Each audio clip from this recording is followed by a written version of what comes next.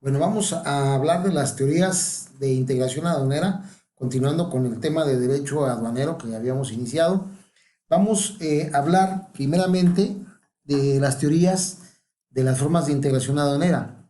Esta idea es la de conjuntar y unificar esfuerzos en el derecho aduanero para suprimir las líneas de aduanas interiores que graban la mercancía bajo la figura de derecho acabalatorio. Estas teorías tenemos algunas que vamos a analizar en este video. Primero hablamos de la cooperación. La cooperación es entre dos o más estados los cuales se comprometen recíprocamente a resolver asuntos de interés común sin que se menoscabe su libertad o soberanía, es decir, cuando ellos llevan a cabo tratados internacionales, ¿sí? Pero lo hacen a través de una cooperación, es decir, cuando ellos están buscando resolver estas situaciones, pero sin afectar a su soberanía. Tenemos después la integración. Aquí es igual entre dos o más estados, pero estos ya ceden algunas de sus prerrogativas soberanas para crear una zona diferente e independiente a la de sus miembros, donde pueden circular libremente mercancías. Lo podemos ver nosotros en la Comunidad Europea, donde se hace un mercado común, es decir, un mercado único, un comercio de mercancías entre los miembros de esa organización y lo hacen de manera libre, ¿sí?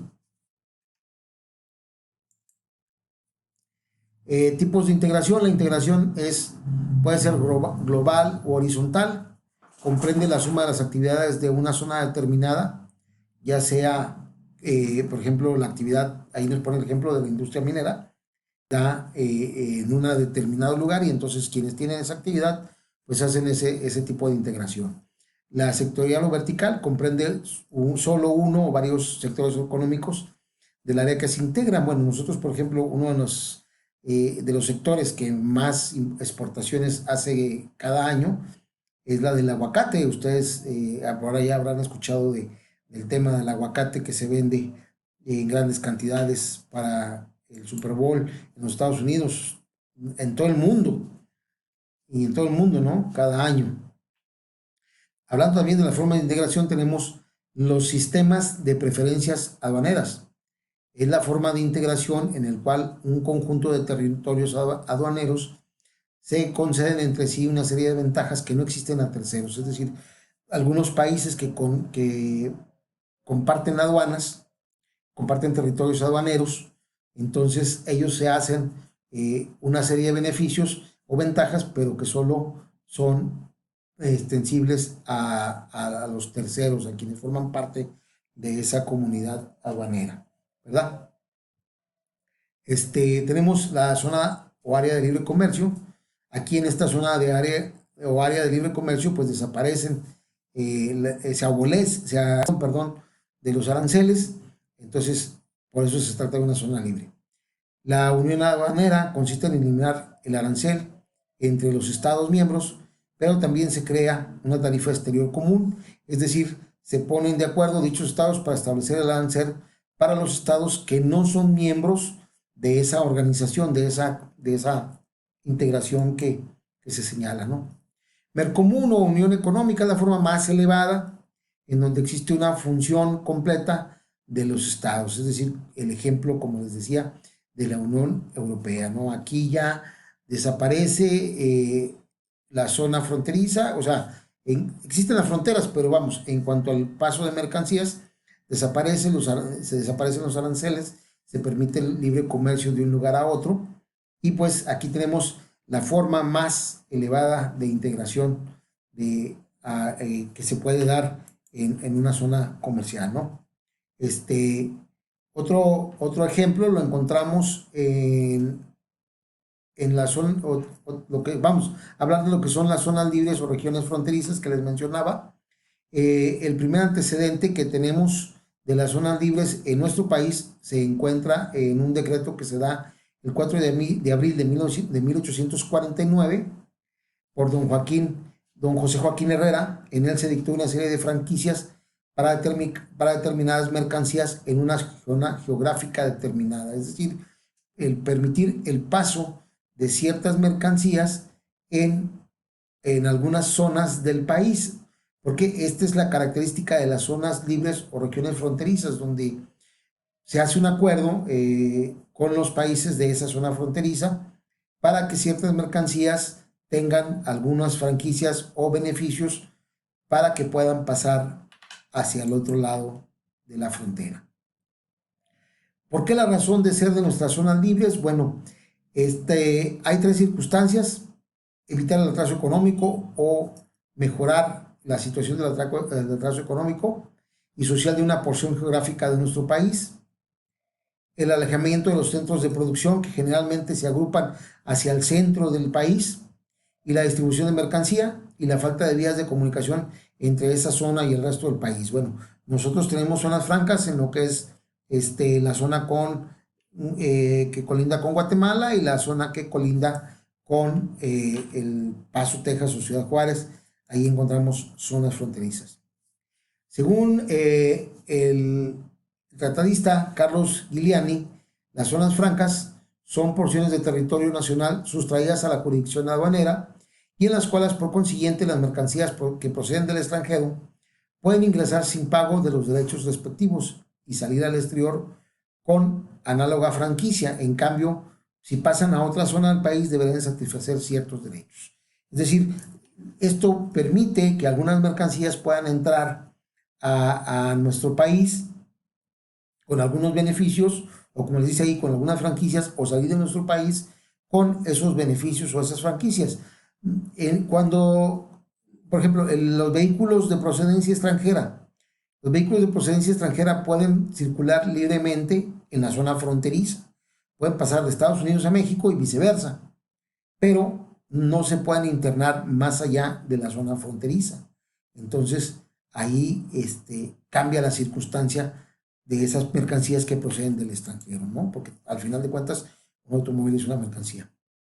Jorge Enrique Loera, perdón, dice que la zona libre consiste en un régimen especial que se implanta sobre un determinado territorio con la finalidad socioeconómica para desarrollar la economía y la cultura en el sentido más amplio de esa región, ¿verdad? O sea, pues efectivamente las dos definiciones nos llevan a que atienden una necesidad social y económica de esa zona que colinda con la de otro estado o con la de otro país, y que por sus características pues requiere de desarrollo, de aprovechamiento, y entonces es por eso que tenemos que se dan en nuestro país este tipo de zonas libres, ¿no?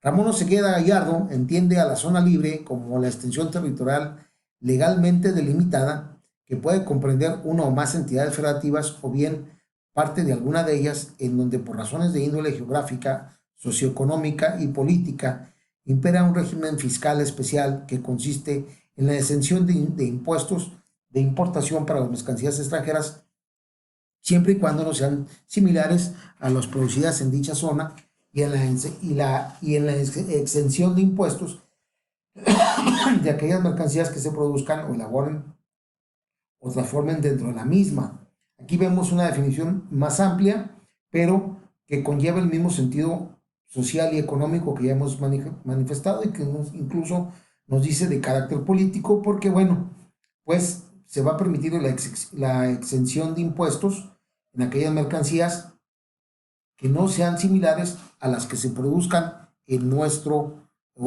país, en esa zona, y que la excepción de impuestos que se hace de aquellas mercancías eh, no sea similar a las que se hacen para las mercancías en nuestro país, ¿verdad? Dentro de nuestro sistema jurídico corresponde al Ejecutivo Federal, es decir, al presidente de la República, establecer o suprimir las zonas libres, ¿sí? Es decir, cuáles son esas zonas libres donde ya dijimos está exento del pago de impuestos algunas mercancías que previamente así son señaladas. Tradicionalmente en nuestro país son 5 zonas libres: la de Baja California, de manera parcial la de Sonora, la de Baja California Sur, la de Quintana Roo, la zona libre de la franja fronteriza sur, colindante, como les decía hace ratito, con Guatemala, y la de Salinas Cruz, Oaxaca. Salinas Cruz, Oaxaca. Estas son las zonas que se consideran donde hay eh, una zona libre para el paso de mercancías.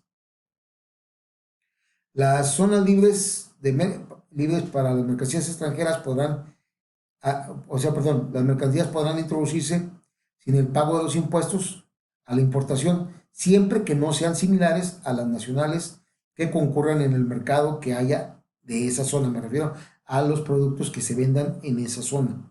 La Secretaría de Comercio y Fomento Industrial, previa opinión que haga la Secretaría de Hacienda y Crédito Público, determinarán por disposiciones de carácter general las mercancías que están total o parcialmente desgravadas con los impuestos al comercio exterior, así como se van a determinar las mercancías cuya importación o exportación están ligadas a dichas regiones fronterizas y cuáles quedan restringidas o prohibidas con una cuota compensatoria, ¿verdad? La ley aduanera preceptúa que en el caso de las bebidas alcohólicas, el tabaco labrado, en cigarrillos o puros y los caballos de carrera causarán impuestos de importación cuando se introduzcan a estas regiones. Es decir, dentro de las limitaciones que se dan para las zonas fronterizas, queda establecido que lo que son las bebidas alcohólicas, el tabaco en cigarrillos o puros y los caballos de carreras, que bueno, pues son situaciones que por algún momento se contemplaron. En el caso, por ejemplo, de Ciudad Juárez tuvo su propio hipódromo y venía muchos competidores de Estados Unidos. Entonces, esta actividad del hipódromo generaba recursos pues muy grandes por este tipo de actividad y me imagino que yo por ese motivo se estableció esta circunstancia de la prohibición a los caballos de carreras, ¿no? Porque como les digo, en la zona de Ciudad Juárez existió un hipódromo. La Secretaría de Hacienda establecerá aduanas dentro de los límites de zonas libres para que las mercancías y los pasajeros que procedan de ellas se introduzcan al resto del territorio nacional, que se introduzcan al territorio nacional, o sea, a la zona grabada. Es decir, hay una aduana, por ejemplo, nosotros podemos pasar mercancías del Paso a Juárez o en la zona por ejemplo, de Baja California, podemos pasar mercancías, pero, ¿qué pasa cuando yo voy a trasladar, o sea, llego a esa zona fronteriza y voy a trasladar esa mercancía que traigo hacia el interior del país? Y era lo que les comentaba hace un momento con el ejemplo de los automóviles norteamericanos, ¿no? Los automóviles norteamericanos pueden circular libremente en la zona fronteriza con Estados Unidos, pero si yo lo quiero internar hacia el resto del país, o sea, a la zona grabada, entonces ya tengo que obtener un permiso de internamiento de ese vehículo al país. Y si lo quiero importar, bueno, ya tendré que someterme a las leyes de importación que se dé para ese tipo de mercancías, ¿verdad? Les dice la mercancía que es importada y destinada a la zona grabada a través de una zona libre deberá de transitar en el mismo medio de transporte en el que originalmente se presentaron a su despacho, debiendo conservar intactos los medios de control que se pusieran, sellos, precintos, marcas o etiquetas que se le pongan a la mercancía que previamente fue presentada en la zona libre, cuando ésta se vaya a internar a la zona grabada, es decir, se interne al interior del país. En el mismo vehículo que fue presentada, en ese mismo vehículo deberá de ser trasladada al lugar que vaya.